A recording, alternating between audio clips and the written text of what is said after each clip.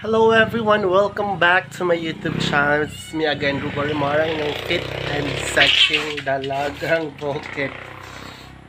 Ito ba yung dalawang pusa namin? So, ayun po, for today's video ay pasensya na po kayo kasi grabe po, sobrang busy po natin. Hindi po tayo nakapag-upload ng videos for the past aywan ko, mga 2 to 3 months siguro dahil one of the reason, very busy po tayo sa schooling kasi last week, thesis oral defend. So, ano po yon, parang yung book namin, dinidefend namin, may mga panels, grabe yung questions. And, good news pala, nakapass po tayo sa thesis defense, meaning to say, i-comply ko na lang po yung mga corrections and afterwards, magpapabukbay na po tayo. And, sa July or sa August, second semester, makapag-graduate na po tayo ulit sa ating masters. Yes, it's a good news for everything. And ano din pala, may project, ongoing project din po tayo. As you can see, ayan. Medyo maluwag na po yung natin, receiving area sa kitchen. Kasi one of our project ay extension. At saka, may din pa ako ginawang isang room. Gagawing guest room soon. Gagawin matandang guest room soon. But for now, kasi occupied po yung room ng tatay at saka ni Choco. Sila lang muna si tatay at saka si Choco yung nag-occupy dito. Matutulog dito. So, puntahan natin. Ayan, may isang folding bed. So, hindi pa siya naka-double walling. Ayan. Hindi pa naka-double walling.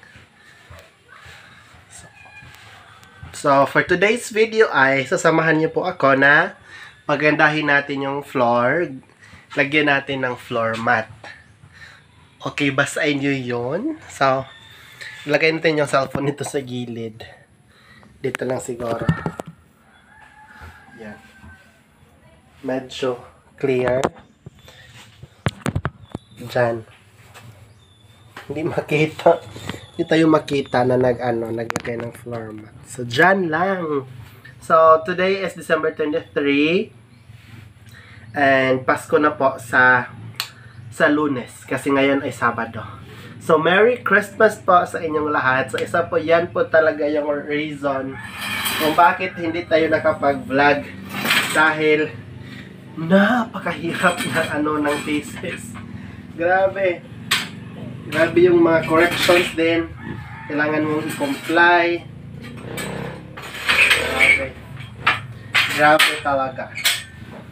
So, wala tayong sahod. Wala tayong sahod. Mga siguro, mga almost year. Kasi hindi pa na-complete. Kasi yung sahod namin, kailangan ma-complete mga $100. So, pag hindi pa siya $100, hindi pa siya maka-cash out. So, yung pondo ko doon, parang mga $60 siguro. $60 siguro yun. So, same lang kami ni Lucy Love. $60. So, ngayon, parang na din. Almost done na din yung corrections na ginawa ko. So, pagbalik sa January 1st week, ipapacheck ko yung lahat ng mga corrections na ginawa ko. So, wait, kukunin ko kasi may na-print ako kahapon.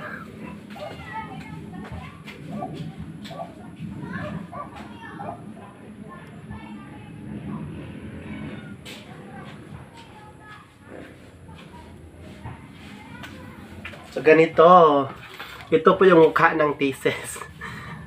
Napakakapal, 100 pages.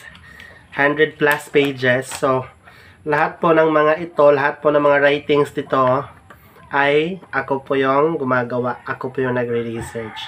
So, grabe. It's mind-blowing. Nakaka-stress. Nasira ituloy yung mata ko nung kalagitnaan ng paggawa natin dito. But thanks God kasi nakabili po tayo ng yung anti-rad na glasses. Naging okay na po siya. So, I would like to thank Tita Mila and Tita Grace. Thank you so much po kasi Sila po yung tumutulong sa akin dahil mahirap po yung paggawa nito, pero mas mahirap talaga yung mga bayaran. Ang daming mga bayarin.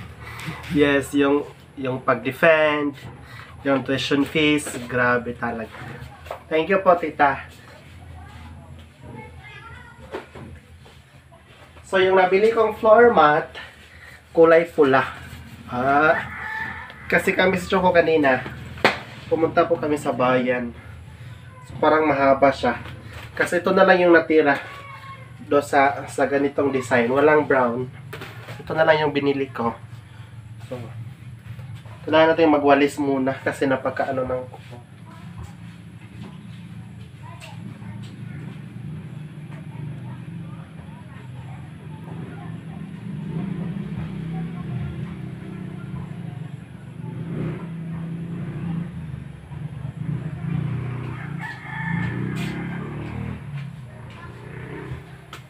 So, ayan po, kahit super busy po tayo, patuloy pa din po tayong gumagawa ng mga project.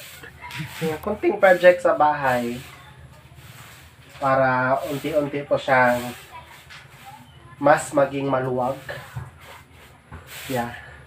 At pag mag-sleep over dito yung mga yung mga Amazons ko, soon, kasi yung yung room nila ni tatay, nandun pa yung tatay ni Choco at saka yung asawa niya at saka yung baby. So, pwede to gawing guest room. So, kailangan pagandahin pa to, double walling, i-paint, para yung yung guest naman, ganahan namang dito. Matulog dito. Yeah.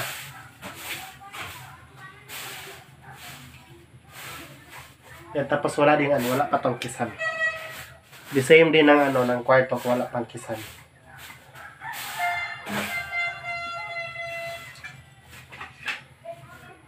Pero saka na lang yung kisame. Importante kasi yung kwarto. Yung may matulugan tayo, may room na, may privacy. So, privacy talaga yung dahilan kung bakit needed natin ng kwarto.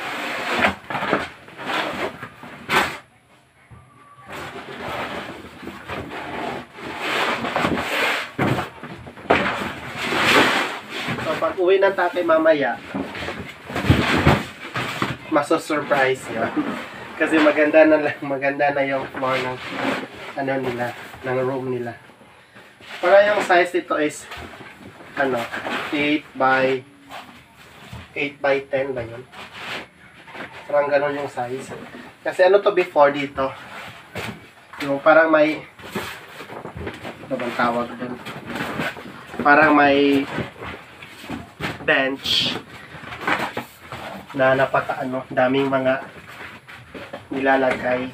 So, nung pinalakihan na namin yung front, parang napagtanto namin na itong area, kasi CR na yung kabila, mas mabuti pagawin natin na room. Diba to? Daming nakasabit. Mga ng tatay, mga shorts ng tatay. Kwarto talaga. At saka si Choco, dito din natutulog kasi hindi yan hindi yan makatulog pag hindi katabi yung tatay. Saktong-sakto po yung natin, measurement ng floor mat, budgeted. Yung white niya saktong-sakto, tapos yung niya sobra pa nga kasi 3 meters and something po. May sobra talaga.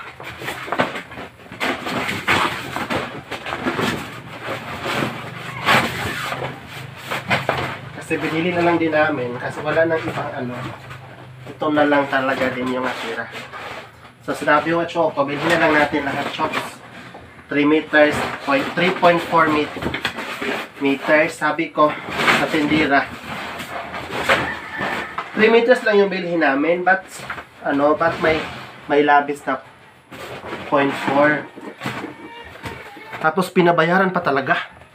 Sabi ko, hindi na ako magbabayad dyan kasi 3 meters lang yung ano ko, bibilhin ko.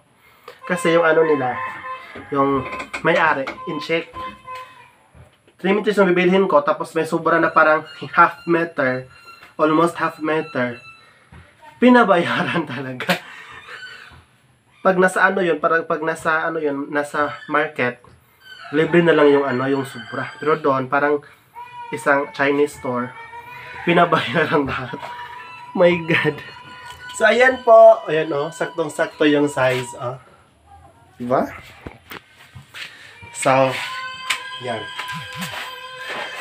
So, once again, thank you so much for watching my video. And abangan nyo po, dami pong ganap po ng mga Amazons ko. Yes, may outing po din po kami.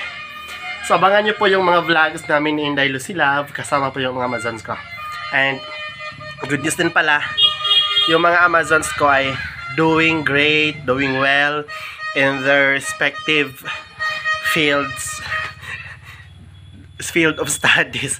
Kasi, education, IT, at saka nursing, magkaiba po yung course nila. So, ayan po, Merry Christmas po sa inyong lahat. And advance Happy New Year. Ingat po kayo palagi. Bye!